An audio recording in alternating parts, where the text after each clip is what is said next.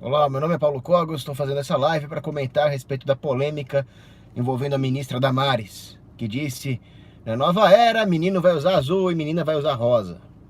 E estão criticando pesadamente a ministra Damares como se ela fosse algum tipo de ditadura totalitária distópica do futuro que quisesse que o governo regulasse as roupas que nós usamos.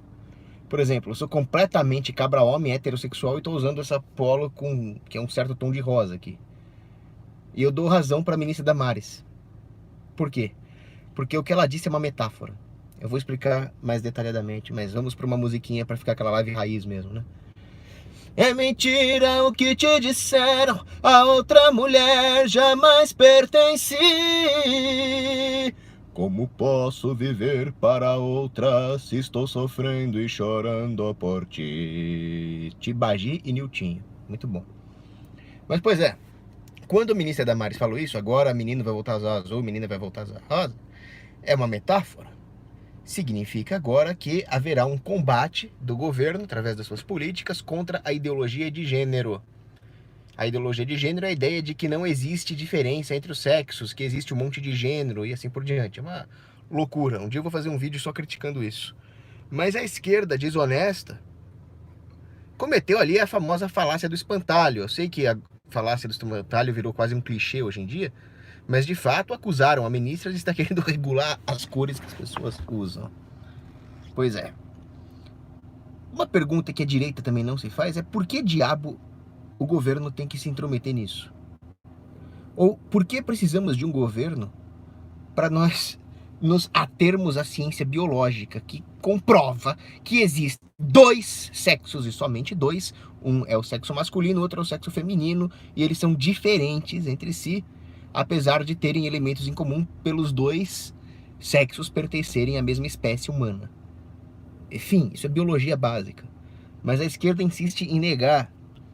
E a esquerda insiste em tentar destruir a diferença entre os sexos. Por quê? É um plano. Uma vez destruída a diferença entre os sexos, é destruída também a empatia que existe, derivada da complementariedade entre os sexos, tornando ambos desamparados e aumentando o poder de controle do Estado totalitário. É por isso que existe um plano de ideologia de gênero que começou com um filho da égua chamado John Money.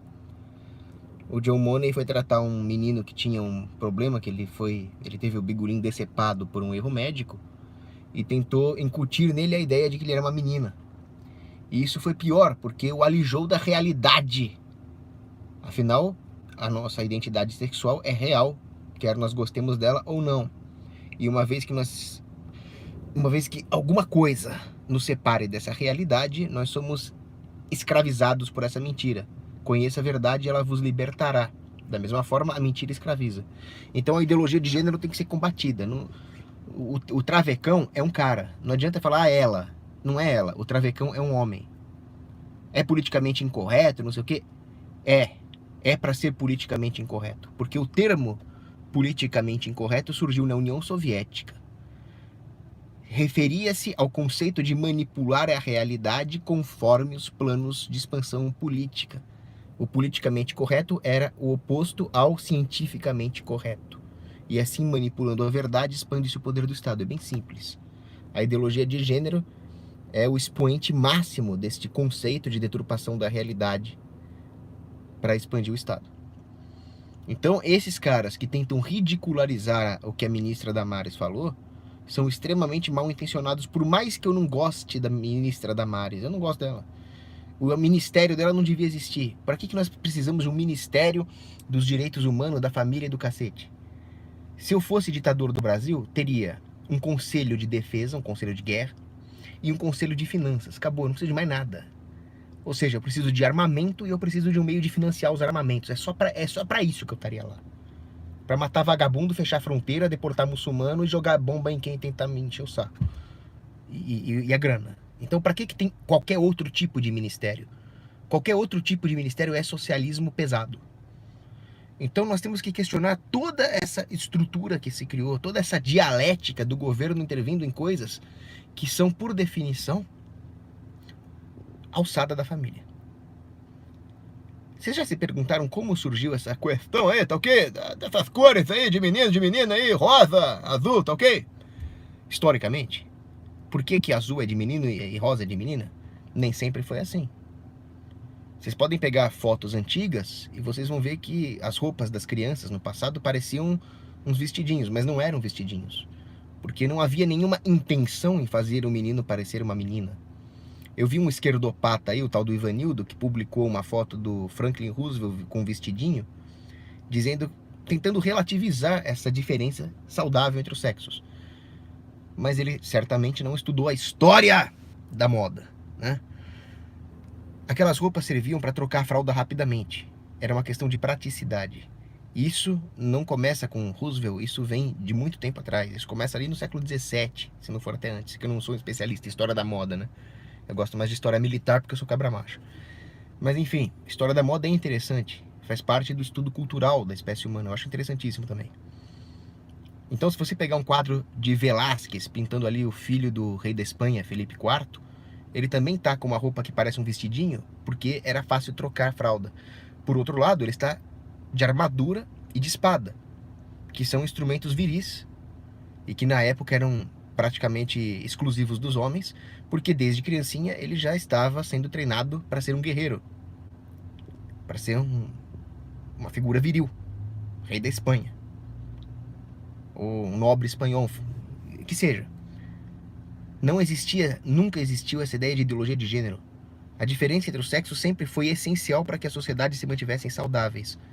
Se essas diferenças de sexo não existissem, as sociedades humanas não teriam sobrevivido, mesmo de um ponto de vista ecológico. Porque se você for até a natureza, você vai ver que existe uma diferenciação entre os sexos, o que os biólogos chamam de dimorfismo sexual. Por que existe isso? É uma estratégia evolutiva. É útil para as espécies sobreviverem. Cada espécie tem a sua estratégia ali. Não vamos nos meter com isso. Mas as diferenças entre os sexos no âmbito humano são muito mais complexas, profundas e saudáveis. Elas vão para além de um dimorfismo biológico e atingem distinções culturais que estão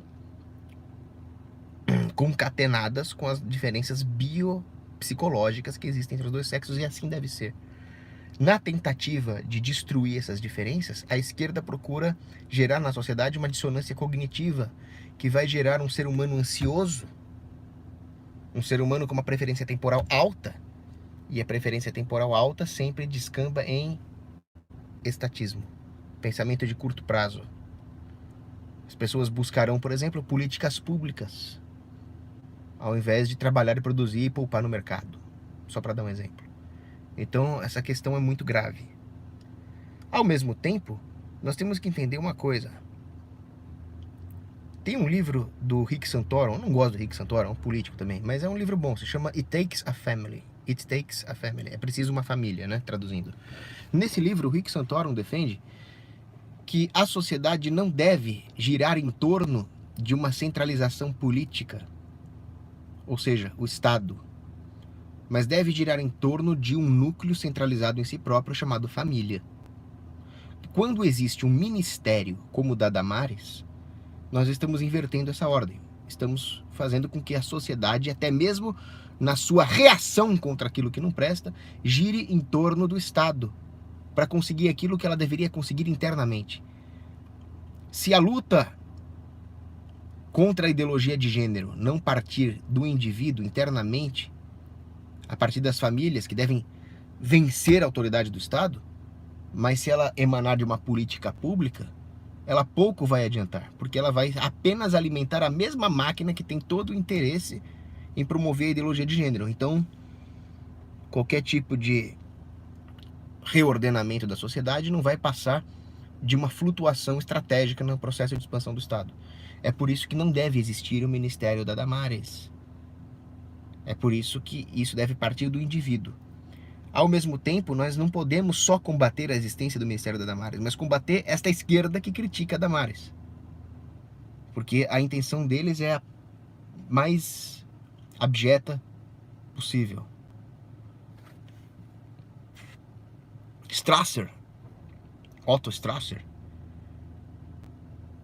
dizia que a cultura, a alta cultura, não é sinônimo de grandes luxos, mas de tudo aquilo que possibilita uma vida simples. A cultura e os códigos tácitos que são estabelecidos culturalmente possibilitam aos indivíduos comunicar conceitos elevados de uma forma simples com poucos recursos materiais. Um código de cores, por exemplo. Então, voltando à história de por que rosa é para menina e azul é para menino, eu tinha falado sobre Velázquez, etc. Houve uma época em que os meninos usavam rosa porque o vermelho era uma cor viril ligada à guerra, cor de sangue, cor de competição, e o rosa seria um tom mais light do vermelho porque eram meninos que estavam no processo de se tornarem homens. Então existe uma historiadora chamada Jo Paoletti que estudou ao longo da história como é que foi essa variação cultural das cores. Mas tudo isso eram aspectos culturais de várias fontes. Algumas ordenadas, outras não. Algumas eram apenas modinha, outras eram política.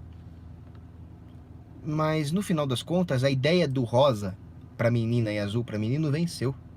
Por quê? Aí que a Jo Paoletti, mesmo ela não sendo uma anarcocapitalista, ela foi até um ponto muito interessante.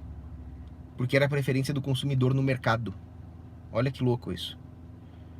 Tinha todo tipo de ideia. Algumas revistas de moda, alguns manuais de moda pregavam um código de cores X, outro Y. Mas no final das contas, quem decidiu isso foi o consumidor no mercado, eis a beleza do capitalismo. Por algum motivo que deve estar recôndito na estrutura psicológica do homem, um gestalt ali, as famílias acabaram escolhendo azul para os meninos e rosa para as meninas.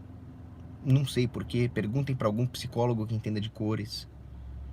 Talvez um antropólogo possa estudar isso melhor. Não é o escopo desse vídeo. Mas lá para a década de 40, o mercado escolheu assim. E o mercado que eu digo é as famílias com o seu dinheirinho. E aí os produtores, os fabricantes de produtos, de brinquedos, de roupas, de lacinhos, sei lá, começaram a fabricar os produtos assim. Então, espontaneamente, surge na humanidade esse código. Um código de cores. E os códigos de cores são importantes para uma sociedade economizar informação. Por que que todo mundo entende quando você fala, olha, minha empresa fechou no vermelho, deu prejuízo. Ah, minha empresa fechou no verde, deu lucro. Por que que verde é lucro e vermelho é prejuízo? Olha, isso não é um tema para eu abordar nesse vídeo. Isso requer um estudo muito aprofundado de antropologia, de cultura.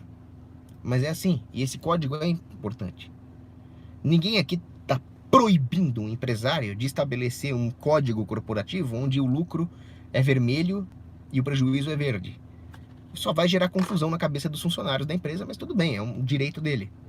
Esse é o ponto. Agora, se